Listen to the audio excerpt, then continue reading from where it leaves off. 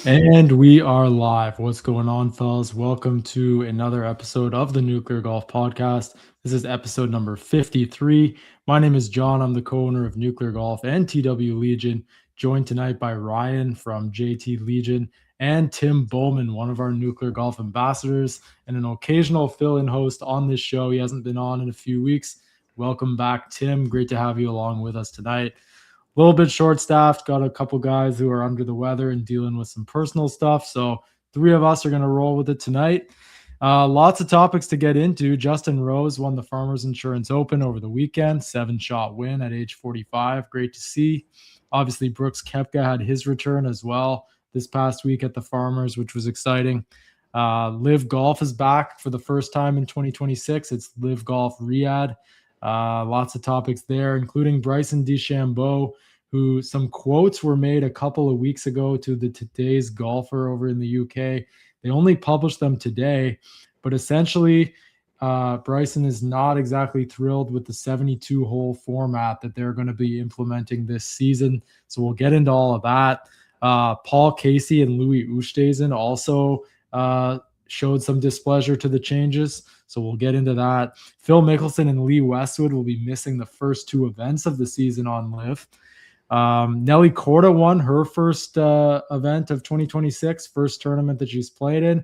She didn't even win last year at all. So first win since 2024 for Nelly Korda, but it didn't come without some controversy as they shortened the event to 54 holes.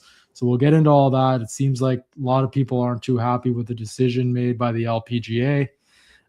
Patrick Reed is back. He's going to be coming back to the PGA Tour. I think that news broke after last week's show, but quite a week in terms of the Patrick Reed news. So he's not going to be eligible until later this August, but he already has Ryder Cup hopes and a whole bunch of other things regarding him. We'll also get into the reports that the DP World Tour are reportedly going to drop fines for live golfers. Couple other topics as well. The Michael Brennan DQ, the Xander Schauffele cut streak is over, and lots more. So we'll get into it all tonight with you guys. Ryan, maybe I'll start with you. We'll start with Justin Rose, that 7-shot win, 13th PGA Tour victory. Did you have a chance to watch any of it over the weekend, and what did you make of Rosie's play?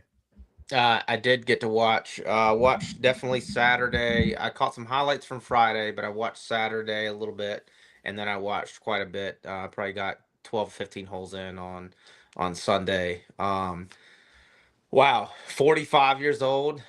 Just out there, just putting on a wire to wire clinic. The dude looks as good as he ever has. I know his caddy. At what they mentioned afterwards, and said that he still thinks his best golf is in front of him. And based off of what I've seen, and based off of the way that he takes care of his body and the way that he's been playing, and you could just go back to watching him in the Ryder Cup this year at Bethpage. It's like he's still a gamer. He's in great shape. He's super meticulous.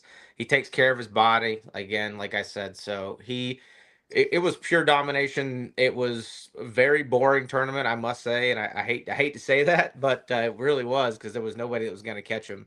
It was quite a show he put on for a 45-year-old. He set records. He set the Torrey Pines record out in our guy Tiger by a stroke or two. I'm sure you have that stat, John. So yeah, it was domination out there this week. Tim, did you watch at all with Jay Rose? Are you older or younger than Justin Rose? I'm older by 3 years, Wow. almost 3 years. So yeah, I watch most of Sundays. Yeah, like Brian said, it's impressive. He's worked so hard to keep his body in shape. He hits the ball farther than he did. I mean, he was hitting at 320 most of the time.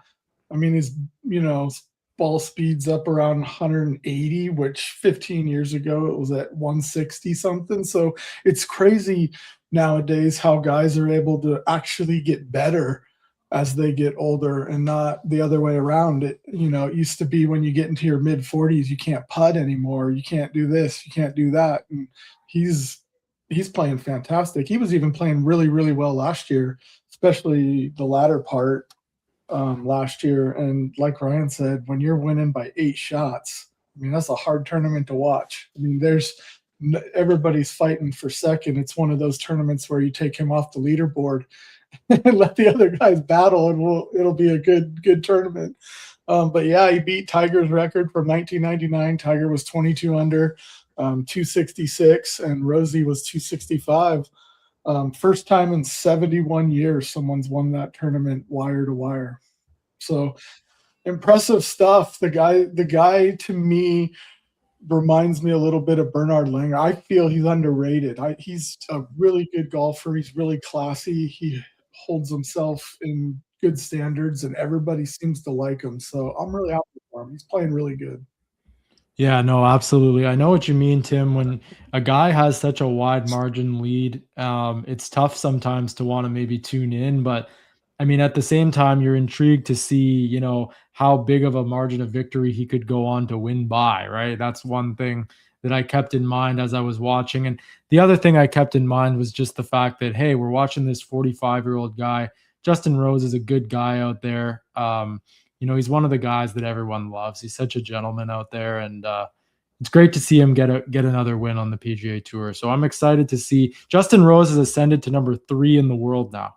I mean, not that we put a whole lot into the world rankings at the moment, but either way, it's significant. He's played a lot of good golf, and not just in tour events, but also at the majors. He's really elevated his game, So Yeah, and it wasn't lost on him that he knew exactly where he stood, and he knew the scoring record because he even said afterwards, he's like, "Sorry, T-Dub, to take that away from you."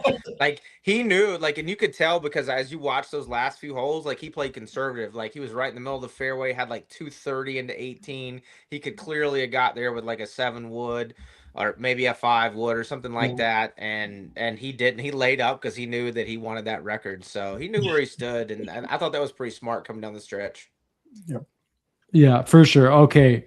Let's get into Brooks Koepka a little bit. Finished T56 on the week, 2 under 70 on Sunday. I mean, he was the first guy to tell Amanda Balionis post round that it was a poor putting week, right? He on Saturday night, apparently he went to the Scotty Cameron studio out in San Diego. Apparently he was there for like 3 or 4 hours trying to dial in his stroke. I mean, I'm not sure if he really figured it out, but I don't think he enjoys putting on the POA, right? Ryan is the POA at Torrey Pines, and he's going to be going over to Phoenix this week, where what kind of grass is it over there? He said he likes it a lot more than what they were putting on over on the West. So Brooks is familiar with Waste Management Phoenix Open. He's won at TPC Scottsdale before, I believe. So that should be familiar grounds for him. I'm expecting Brooks to play a lot better this week than he did in his return. Would you guys agree?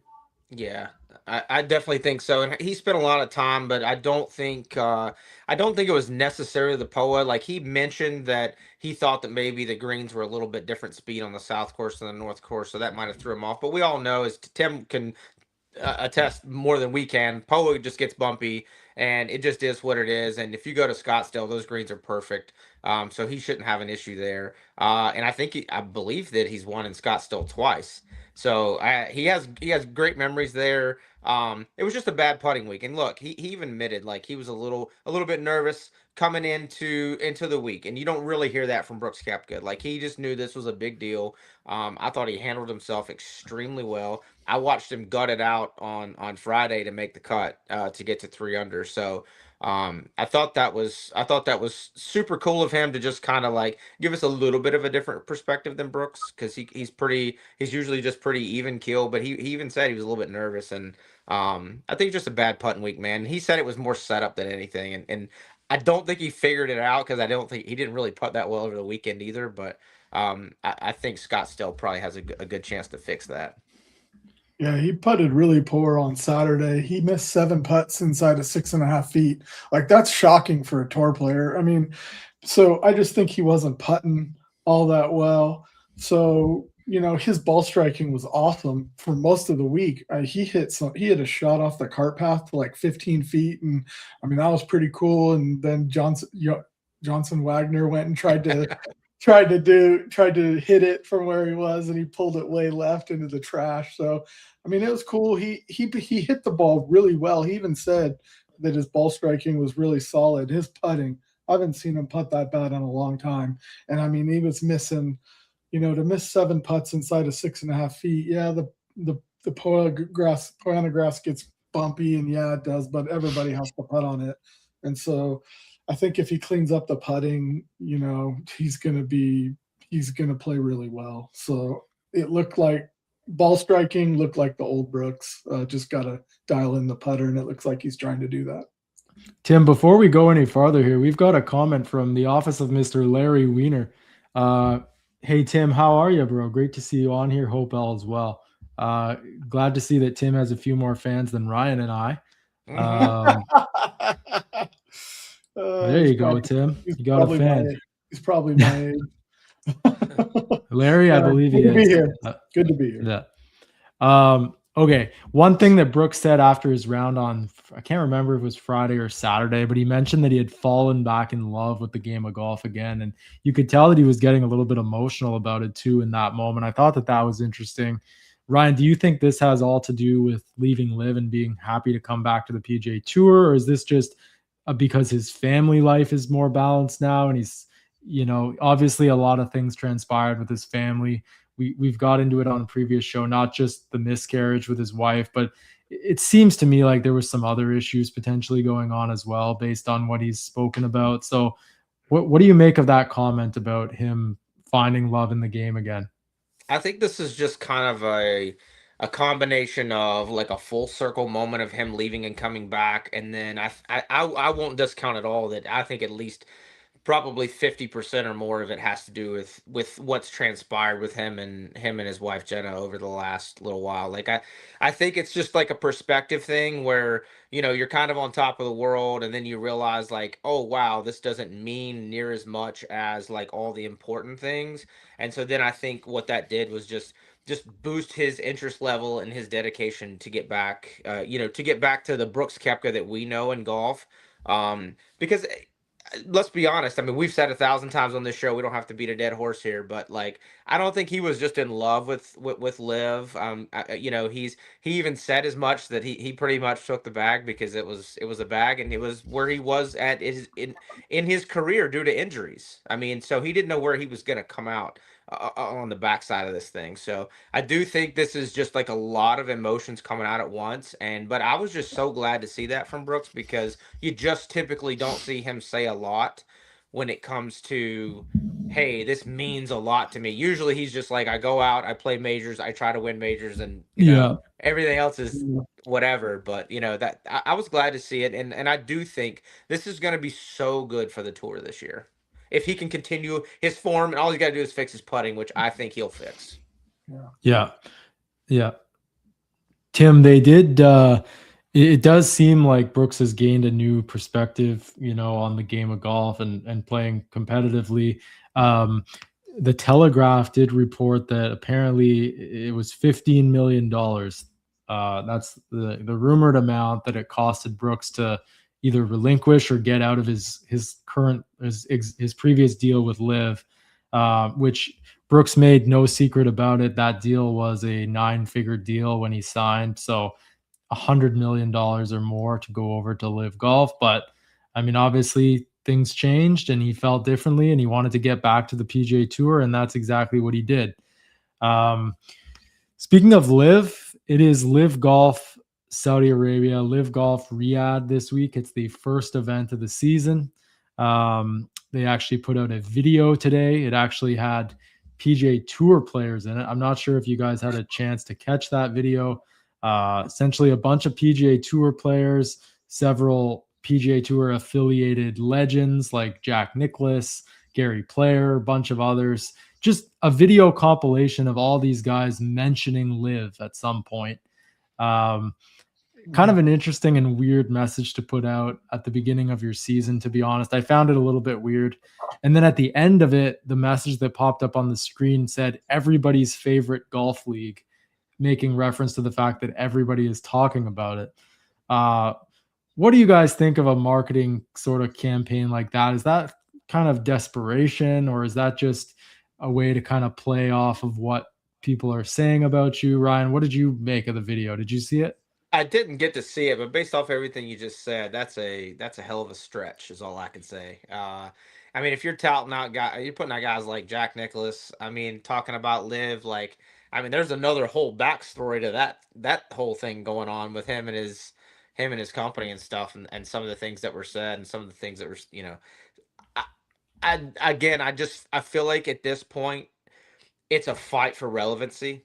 I mean, that's just the way I feel. And again, that's not hate from me against Liv. It's not anything. It's just a fight for relevancy because they're just what are they? What I mean, what do they have to show for what's going to happen in 2026? I don't know, especially as we get into some of the Bryson comments later on.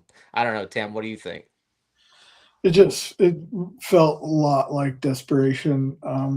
Again, not trashing them or anything, just trying to be reasonable about it. Like it just seems like they're trying to hold on to something that they feel is slipping away. Like they can feel it. They can feel the rope sliding through their hands, and they're just trying to grip it as tight as they can for as long as they can. I mean, Brooks left, Patrick Reed left, Kevin Na left. Not that Kevin Na's a big star, but Reed and Brooks are two of their bigger draws, top 10, top 15. And like sometimes once one goes, a lot of them once one goes, sometimes it just takes one. So we'll see how this season plays out because we don't really know. Maybe they offer Bryson 500 or 700 million after the season's over. So we'll see what they do, but it really felt kind of more like, man, I'm trying to hold on. All right, let's get right into those Bryson DeChambeau comments that sort of lit up the internet this morning. So very interesting, just a little bit of backstory on it. He made these comments back at the Live Golf sort of media day back in Florida a couple of weeks ago now.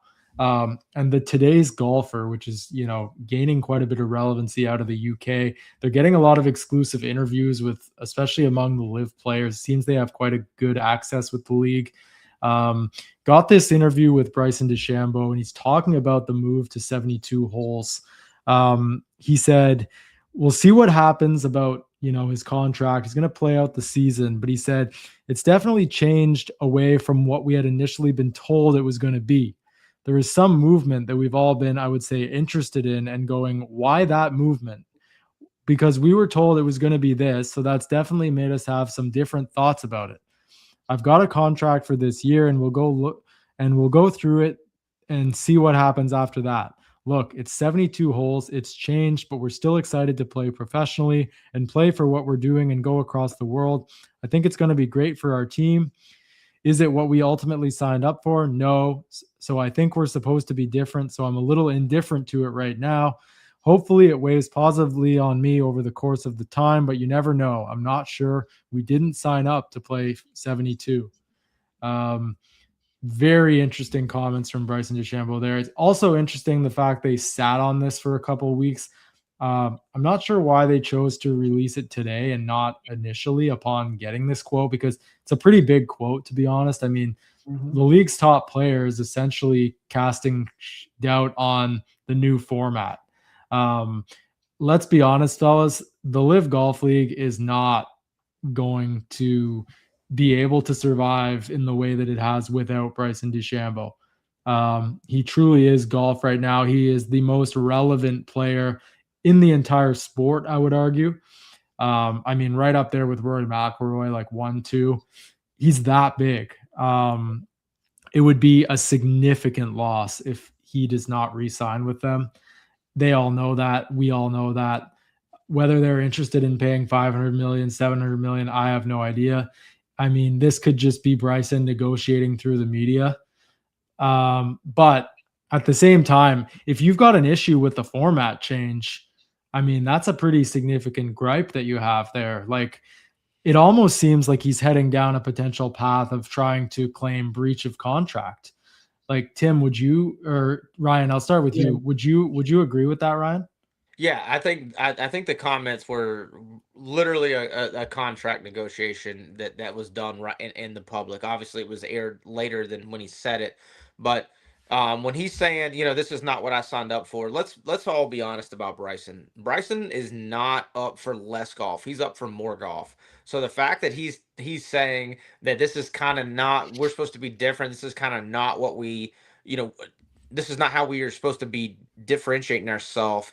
That's more of like, hey, um, I signed up for 54 holes and now I'm your biggest asset. You will not survive without me. I'm actually having to work more on camera now. I'm actually having to play more holes in tournament golf. That's probably why I'm gonna need this $500 million or more dollars. That's all I heard. And that whole thing is like, hey, this is, you need to give me the contract that I'm asking for based off of my gripes right here. Tim? Yeah. I mean, I pretty much agree, mostly with what Ryan said. He's negotiating. He knows he's the biggest draw there now by far. Like he is golf. I think he's a little surpassed Rory just based off of all the YouTube stuff he does and Yeah. all that stuff that he does. If you add it all together, he's global now. Yeah. Like he's everywhere. And I think that when they signed up to play 54, in his mind, I think not only is he using this as a contract thing, but also that's going to cut into his time to do, YouTube stuff and other stuff that he has interests in. And I think by asking, this is going to be my price because you're making me play more golf now, and that wasn't the deal. So either you're going to pay up, or I'm going to do the breach of contract thing, or go that route or something, because just there's a lot of guys on live that don't like the 72 hole. It's not just him, so he's just speaking out. Yeah. Do you guys think, honestly, do you think that Bryson is going to make it through this entire year? Or do you think if things go south in terms of this ongoing negotiation, if they are still ongoing, I mean, they could have completely stalled for all we know, right? Like they might not even be talking right now, but as far as we know, we're led to believe that they are. If they are talking, and things do start to go south, do you guys think that there's any chance that he could just try to claim breach of contract and leave this final year early, or do you see him playing out the 26th season? I kind of see him playing out the 26 season, to be honest. He said the other day, he said, I'm under contract for 2026, and let's see how this goes. And I do think that there's just going to be a lot less emphasis that he puts on these tournaments, whether it's from outside or whatever he does. I don't think he's going to be the big showman or whatever, unless they come to the table and come to the table relatively quickly too, because he does a lot on his social media. He does a lot to like actually promote that himself. So I kind of think that, I think you're going to see a lull in that for sure going forward. But I think he'll play out 2026. Hey, if he's wrong, if I'm wrong, I'm wrong. But, it's just going to be one of those things. He's going to have to go through the same process that Brooks went through and, give up all the equity and all this and all the potential stuff. So it'll just look like Brooks's, to be honest, if he doesn't want to stay. Yeah, I think he's going to play out the whole year. I feel that's who Bryson is. I would be pretty surprised, honestly, if he came back to the tour early or didn't finish out the season. I think he does want to exercise all of his options and have them all available. And if he leaves early to cut back, he's cutting off his options and some of his leverage in a way. So I think he'll play it out to the end. Okay.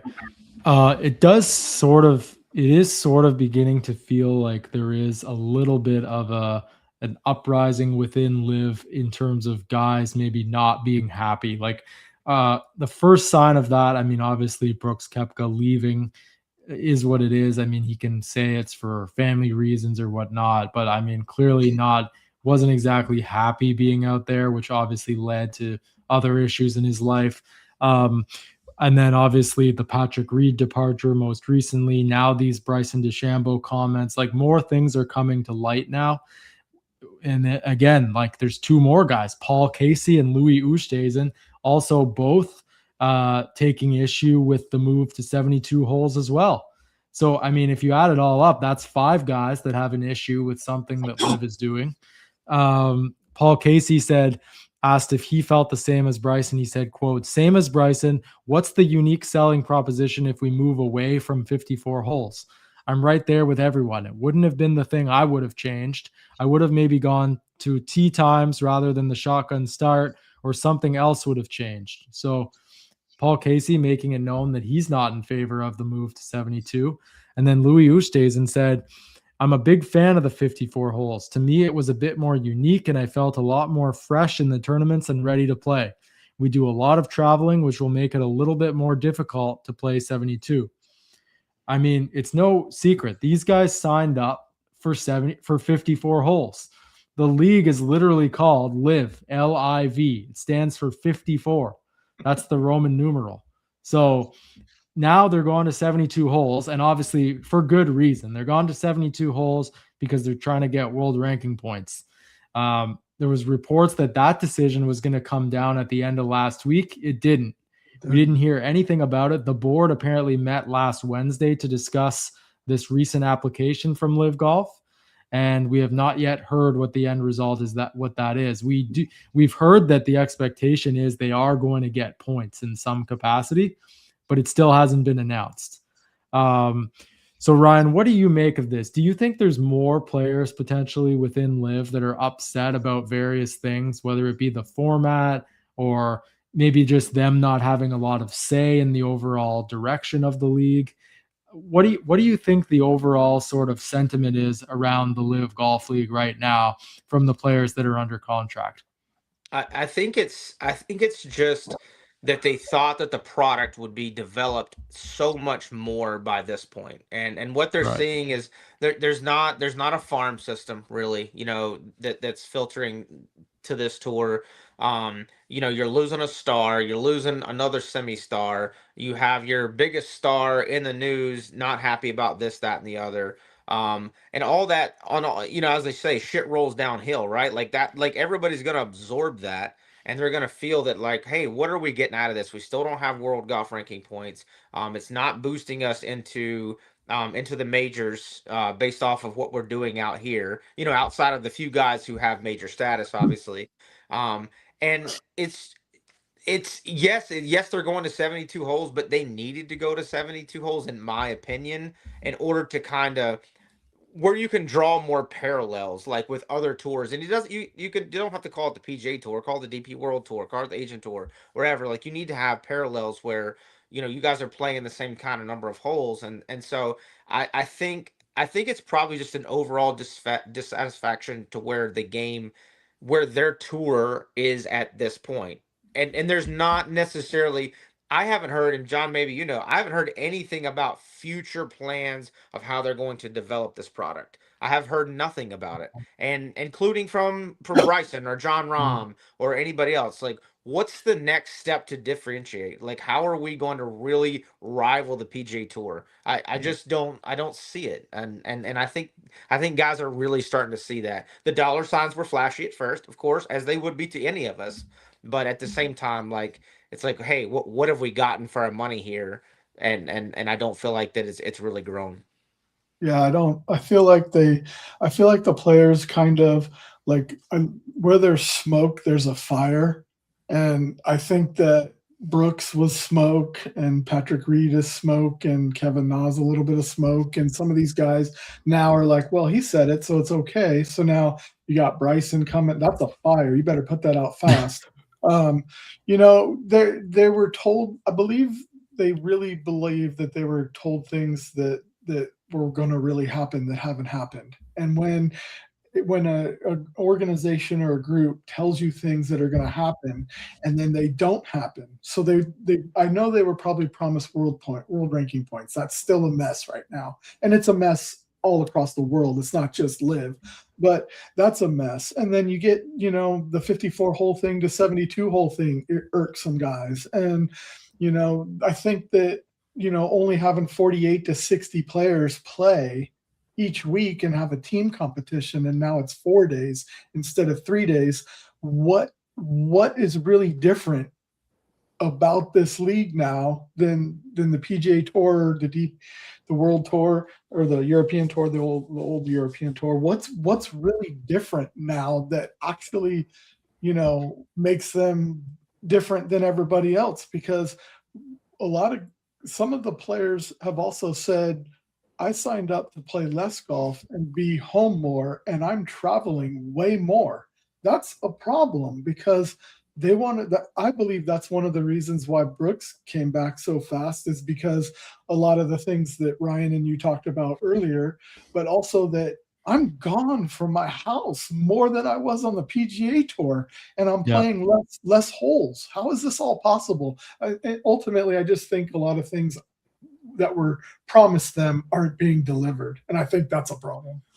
Ryan, if you're playing an event, let's say in Singapore, I mean, if you're coming over there from the States, right? Like if your practice rounds begin on Tuesday, I mean, you're likely not just flying over there on Monday afternoon. Like you need to literally probably arrive there over the weekend so that you get used to the time zone differential.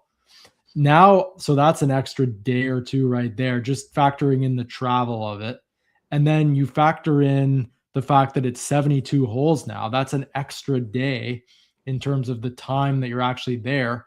And then traveling back to wherever you came from. Like, I would imagine that, I mean, maybe it was initially less golf or less holes or whatever you want to call it, more time with your family, but a tournament week could literally be 7 full days, right? Like it's a lot.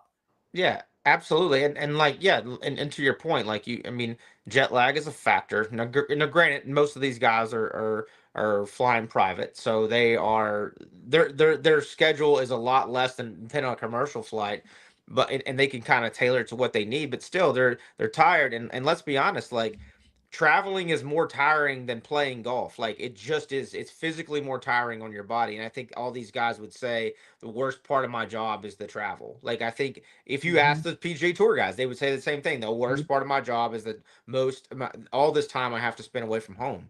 And if you're traveling, like to your point, if you're traveling to Singapore, I mean, if you're starting, yeah, you need to be there probably Friday night or Saturday before, just so that you can get over the jet lag and go out and prepare yourself. Because these guys are on strict routines, man.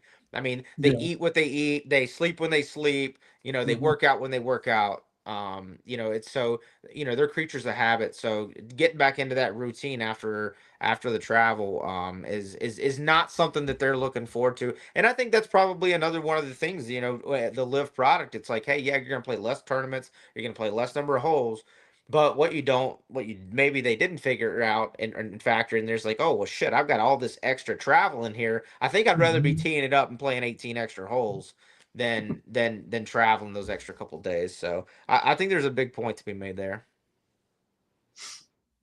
Tim, Phil Mickelson and Lee, this is our last point on live. We've gone on for a while, but Phil Mickelson and Lee Westwood both announced that they will be missing the first two events of the season. Phil Mickelson on the High Flyers, Lee Westwood on the Majestics. Phil is dealing with a family related issue, said that he and his wife Amy need to be present for. So hope all is well there. And Lee Westwood is missing the first 2 weeks of the season with a wrist issue. So a couple of the older guys on live are going to be absent for the first 2 weeks. So they're going to be missing Riyadh and Adelaide. So they'll be back for the third event of the season, which I would assume is probably in March. All right, Tim. Nelly Korda wins the Hilton Grand Vacation Tournament of Champions. The event was shortened to 54 holes. Lots of people are mad that they didn't play it out. I can get into some of the quotes, but Danielle Kang took to Instagram to address the shortened event. This is Nelly Korda's first win since 2024, by the way. So it's great that Nelly won. I think she shot like 8 under 64 on Saturday.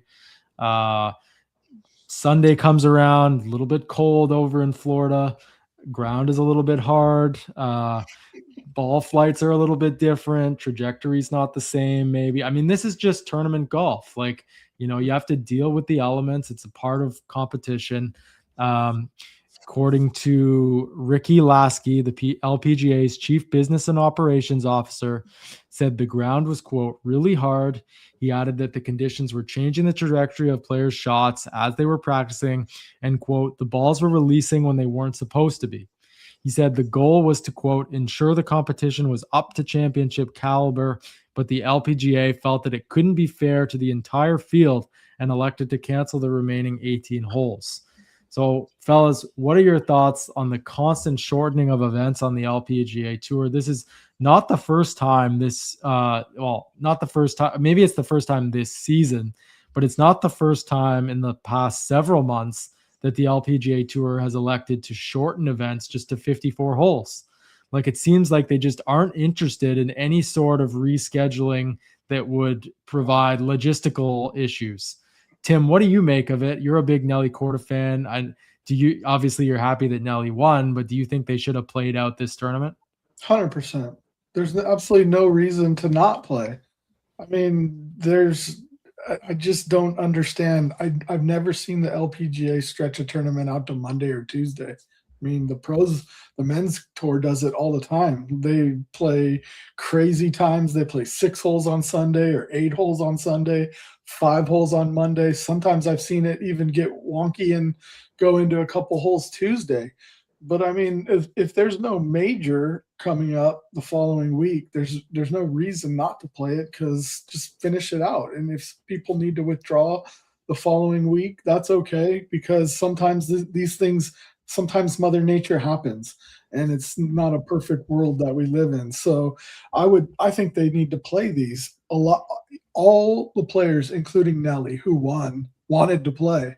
So it wasn't like she was all excited and like, yeah, cool, I got to win. She wanted to play, and I'm like, you should play, just play. The wind wasn't blowing 90 miles an hour where the greens were unputtable or you couldn't mark your ball, things like that. It was just the conditions were just tougher. They were just tougher. Like Nelly said it on Saturday. When she teed off in benign conditions and went birdie, birdie, eagle. And then by the 15th hole, she had made five more birdies and was 9 under. But she also said that she played it was one of the best rounds of golf she's ever played in her lifetime. And on 3 to 4 holes on the back 9 on Saturday, the conditions were so tough, she literally forgot to write down her score. And she was so into the round. Like, that's golf. The conditions are going to change. It's going to get hard. She had to back off a putt on 17 several times on Saturday, and that was her only bogey. But still, even with that, she wanted to play, finish. Yeah, I mean, I think the commissioner needs to take a couple of trips over to the Open Championship and check out some of the changing weather conditions over there. I mean, these guys, it can go from 65, 70 degrees to 40 degrees, blowing 20, raining. And it could be, it could do the opposite. It could do anything over there, and you don't see them. Now, if the wind is blowing so hard, again, we can make exceptions. If the ball is moving on the green, a different rule, different understanding. But the ground is hard. No. I mean, we know the temperatures in Florida this past week were some of the coldest temperatures they've had in a very, very long period of time. So we know it was cold. But the ground was hard. No. I'm not. We're not up in. If you want to see if the ground is hard, go up and see John in Canada. That's where the ground is hard, because it's frozen solid all the time. Like, I didn't like that. First of all, huge congrats to Nelly. Super glad she's back in the winner's circle. Her and Scotty should have a race to see who can get to 10 wins this year. I think that they should do that. However, stop canceling these tournaments because of stuff like this. Like, play the golf. Like, I get it. Like, it's not ideal, but you're golfers, and sometimes it's not going to be ideal all the time. I don't like them canceling these tournaments early. Yeah, absolutely. And there was a lot of reaction online to it. You could tell that it was clearly, a major issue among fans who were watching this event, or just fans of golf in general. If conditions are okay or they're playable, people want to see them play it out. We don't want 54 holes. That was something else before. They've gone to 72 now, but 54, it's not really a professional golf tournament. 54 holes, 72 holes. Golf is intended to be 4 rounds, 72 holes. I mean, I'm kind of a traditional guy when it comes to golf. I don't like taking gimmies from 2 feet and all this BS that people do out there. So yeah, I think they should have played it out over the weekend. It's a little bit cold, whatever. The players seem to be down for it, so just go ahead and friggin' play it. So, anyways, One last thing, yeah, she is with that win, she is 7 points away from the Hall of Fame. True. She has 20 points, and you need 27 to get in. she's coming. She's almost there. Yeah, it might be this year. All right, fellas. Patrick Reed. So Patrick Reed, Ryan, this news broke last week, right after our show. I guess it was the next day, right? It was the following day. We had just discussed, the potential of this happening because he had that press conference over in Dubai and essentially hinted, talking about hypotheticals in terms of what would happen if he didn't come to terms with Live Golf.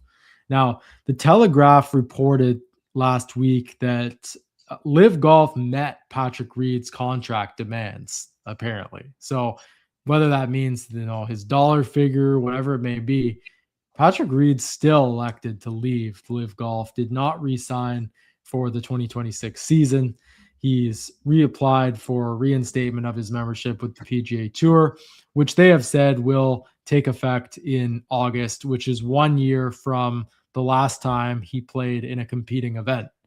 So that's all fine. He's not going to be back in tour events until then. Just about went back to back on the DP World Tour. He lost out in a playoff in Bahrain, right? I can't even remember the guy that won, to be honest. I should know it. I watched it at the end, but it is a guy that I'm not too familiar with out there. But Patrick Reed is playing some really good golf. I mean, Ryan, what are your thoughts on Reed's return? Are you happy that he's coming back to the PGA Tour? I know we discussed it last week. We said that it would be a good thing if Patrick Reed was back on the PGA Tour. It just adds some depth to the fields. He's a 9-time PGA Tour winner, one of the bigger Live Golf players. So what are your general thoughts about Reed's announcement? Because we haven't had a pod since.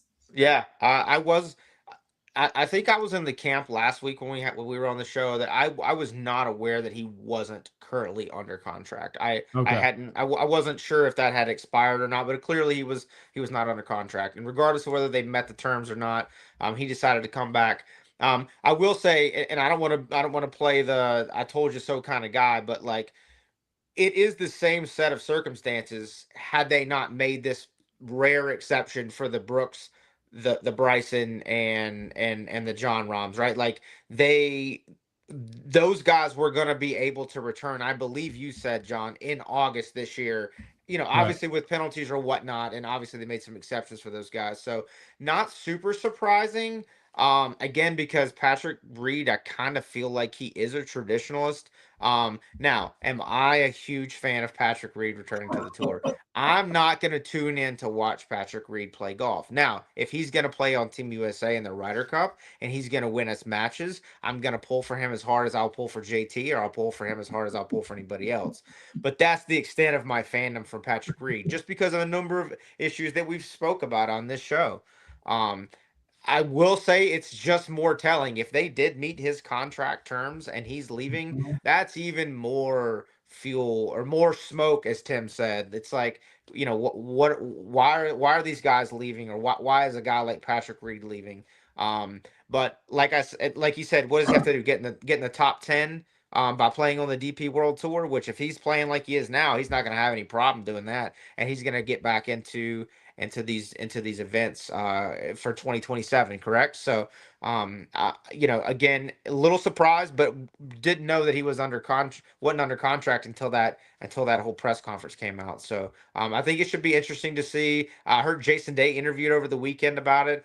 He kind of did the ho-hum, I don't really talk to Patrick that much, I don't really know anything, blah blah blah. I'm kind of curious to see like if there's more quotes from guys on the tour and what they think. Yeah, I'm indifferent to Patrick Reed. I think it's always a good thing when there's at least one villain, and I think he fits that perfect for the tour. Not everybody's going to like him, not everybody's going to hate him. they'll root for him or they won't root for him. That's fine. That's golf. But I think I think what Ryan said, if that's true about him, that they met his demands and he still said no, that says a lot to me, because Patrick Reed seems like the guy that would just keep taking the bag and going to play on the Live Tour. So I'm actually surprised at how eager he wanted to come back to the PGA Tour is. And in my opinion, the guys that are coming back they miss the fire of the competition, and I don't think they have the same fire and intense competition on the Live Tour as they do on the PGA Tour or the DPT Tour, because it's just not there right now. And maybe one day it'll get there and maybe they can flip it around and grow it. But right now, the intensity and the excitement is still on the PGA Tour and the other tours. The guys love that. They feed off that. They drive off that. And you get a big bag and it's cool for a year or two. But then the fire goes away and you're left empty. Yeah, it feels to me though, like, like you mentioned, guys, both of you, Patrick Reed is, a traditionalist. Ryan, I agree. He's a global player. Like, he's been playing all around the world, trying to maintain his world ranking, and he has. He's like the only guy that went to Live who's actually improved his world ranking since he went there. And that's a testament to his commitment to playing all over the place. He's played on the Asian Tour, he's played on the DP World Tour, he's played in Live, he's literally played all over the majors. It's incredible. And I think something irked Patrick Reed about Live, to be honest. I don't think it's just the format. I think there's maybe something else that bothered him over there that prompted him to come back, because he's been no stranger to playing all over the map and being away from his family a ton. Obviously now he's going to come back to the States, play the PGA Tour starting in August. Travel schedule is going to be a lot easier for him. But I think there was something else going on. I mean, I'm just speculating, but I don't think he was too thrilled being at Live. That's kind of the feeling that I got. Tim, I agree with you. It's good to have a villain figure out there. Interesting comments. Patrick Reed said he's looking forward to hopefully competing in the 2027 Ryder Cup. He said he loves being Captain America. He said, quote, Ireland's going to be a little bit different. We're going to do everything in our power to get there in Ireland. We're going to come up with some attitude, and hopefully I'm on that team to really bring it to you all. He said, it's just something that I've always known how to deal with, talking about the fans on foreign soil, especially during Ryder Cups and President's Cups. It's bringing back those juices. Any way I can represent my country and play for the United States is always on my radar. And then he said, they're not trying to be harmful, speaking about the fans. They're trying to get a rise and have a good time. They're doing it in the right way. Because of that, now you get the interactions from me when I start going back and forth with them. Now you have the Captain America against the country, and I love it. So Patrick Reed is looking to not just return to the United States as a professional golfer, but also get back on to Team USA at the Ryder Cup. As big a villain as he was, of all the golf that I've watched in all the years I've watched golf, that 10 holes of that Ryder Cup match with Rory McIlroy was some of the most electric spectator golf caddy interaction I've ever seen. And it was nuts. I mean, when you're at your house watching and you're jumping up and down and you don't even really like the guy, but Rory's making it was awesome. So it's cool to have a villain. Good for him. And yes, he went from 39th in the world to 29th in the world, right? Being on Live. So that's impressive.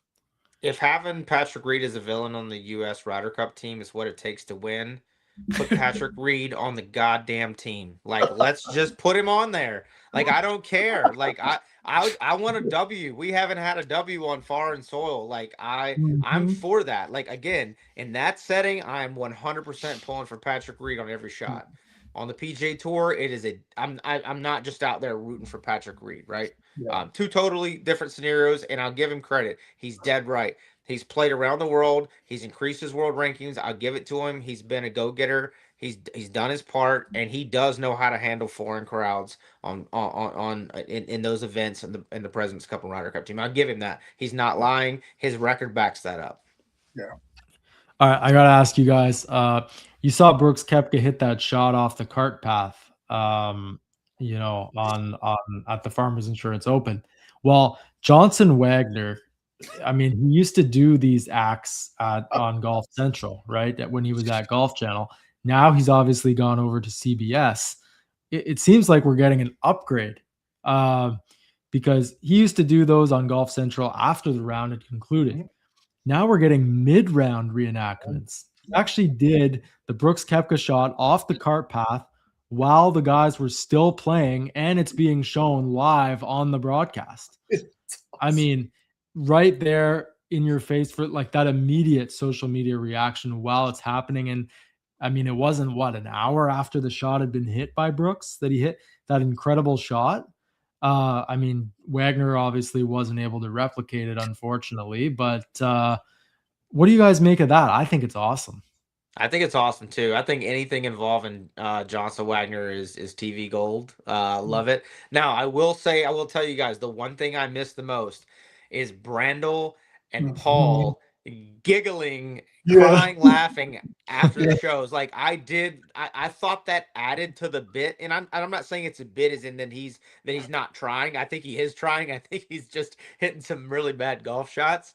But I did love that. So I'm hoping for more Nance, more Colt, more Trevor like reaction. Like I want them giggling. I want like a camera coming to the booth, like those guys crying, laughing because he shanks one or whatever. But I do agree, it is an upgrade to have that stuff more in live television.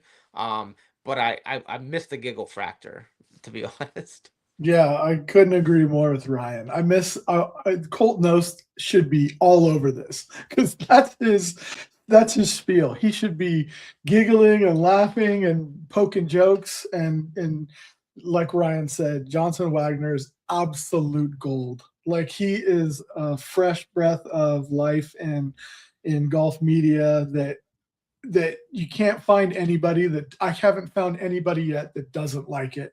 And oftentimes we can't wait for that to happen after the round is over. So yep, he's absolutely gold. I would love to see Nance giggle in the background if he hits one terrible. That would be pure gold too, because I think Nance has that kind of evilness behind him. He just got to let it out. Yeah, for sure.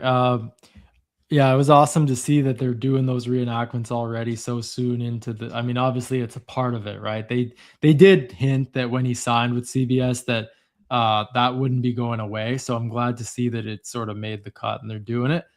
Fellas, Xander Schauffele's cut streak is over at 72 events. Yes, we can all breathe a sigh of relief. He was not going to catch the Tiger by his tail. He only had like 70 more events to go. I mean, it wasn't happening, but good to know. Tiger's he went 7 years or something ridiculous without missing a cut. 142 straight events Tiger Woods went without missing a cut. And Xander Schauffele, I'll admit, he was on a run there. That was quite a streak that he's been on. You got to be playing some really good golf to make it that far. So just quick thought on Xander losing that streak to Ryan. Yeah, I mean, I personally was hoping that he would get to 100, and then after that, I didn't care what happened. Like, well, he needed to end it pretty soon after that. Like, I did want to see him get to triple digits.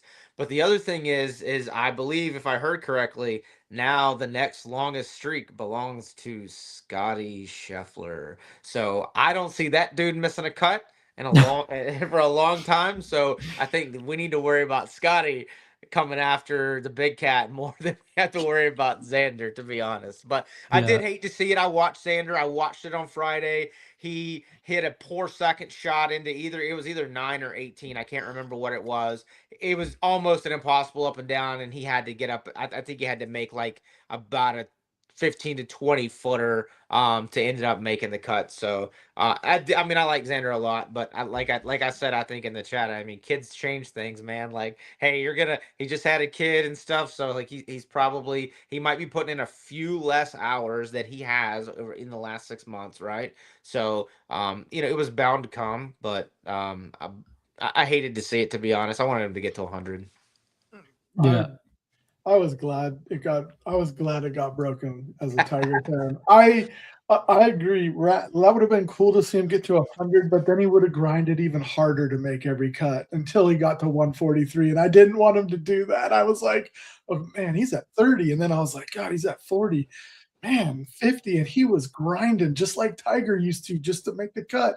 There was a couple tournaments where I thought, oh, this is it, but then he birdied 3 hole of his last 5 and made the cut, and I'm like, all right, this is kind of exactly what Tiger did. Like, steady golf for a long time, but he did have a couple tournaments where it was grind city, and if he got to 100, that was too close for me. All right, fellas. We got like 5-6 more minutes left here. Let's just look ahead to the Waste Management Phoenix Open this week. It's obviously one of the best tournaments on tour the entire year. Are you guys expecting that we're going to see some drinking going on? I mean, obviously it will be going on. That's a stupid question to ask, but do you think it's going to be under control? I mean, last year they did a lot to control the crowds. It wasn't what it was in like 2023 and 2024 were insanity. There were like, especially when you get the rain. When you get the rain there, you start to get the mudslides and it just gets out of control. I mean, it's great for, Nuclear Golf on X, like in terms of the videos, but what do you guys expect this week? The weather is looking like it's going to be pretty good. It's going to be sunny and hot. Do you think we're going to see anything crazy, or do you think they've really toned things down? I think we're going to see something crazy, man. I'm going for the crazy. I want to see something crazy. I don't want to see look, okay, if you have torrential downpours and people are getting hurt because they're shit-faced, because they're sliding, that's one thing.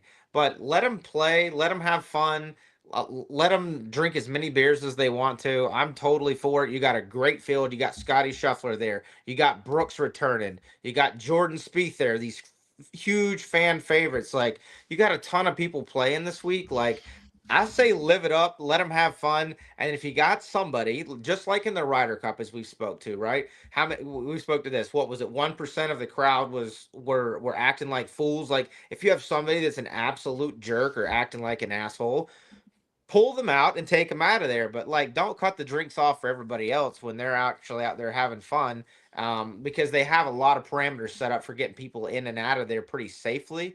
And again, I just say pull the outlier out of there, but let them play, let them have fun. And I want to see the beers all over 16. I want to see it all. Like, I don't want to see any dampering of this week, especially with Brooks returning. That's a big factor, I think, this week coming there. Winning there twice. So I want to see a free for all, to be honest. Tim, I'm expecting you to friggin' do a snow angel in a bunker. That's what I'm looking for. I'm not quite there with Ryan. Pretty close. Like, I love the craziness. I love all that. I think in 23 and 24, the tournament is known for 16. So while I don't like the guys throwing the bottles of beer on the green and all that stuff, it's not my cup of tea. It's cool because that was 16. But I think it started to carry over to the other part of the courses, and guys were sliding down hills drunk on, other holes that, 16 is set up for the security part. They have, like Ryan said, efficient ways, get in and out, all that. I want to see some crazy. Something is definitely, regardless of how I feel, something is definitely crazy is going to happen. I just hope no one gets hurt. That's all. True. And I mean, I want to see more videos of the guys who are they're blacked out and they're trying to walk, but they're bent backwards. They're trying to get out of the stadium. They're trying. I just want to see that, and they can't walk. They couldn't walk a curvy road. It's just like, it's unbelievable how how hammered they are. Like I want to, I want to see that. Yeah. It's the I'm one cool with time a that. year I feel like that we do get that. Again, if you have somebody being absolutely belligerent and disturbing the players or doing that, okay, yeah, get them out of there. But I mean, I'm up for a free for all this week, Tim. I'm okay with it. Yeah, no, I'm cool with that. All right, fellas, it's been an awesome show. Thank you guys all so much for tuning in live. We always appreciate your support. As always, you can find our show live on X, on YouTube, and after you can find our show on Apple Podcasts, Spotify, and Amazon Music. For Nuclear Golf, my name is John. I'm the co-owner of Nuclear and TW Legion. I've been joined tonight by Ryan from JT Legion and Tim Bowman, one of our ambassadors and regular fill-in hosts on here. You can expect to see Tim Bowman making some more appearances here in the coming weeks. Exciting lineup of guests are planned. I know we keep mentioning it, but we are going to have some guests very, very soon. So until the next one, this has been episode number 53 of the Nuclear Golf Podcast. We will see you all next week on our next episode. Hope everyone has a great week. Enjoy the waste management, and we will see you next Monday night. Later, all.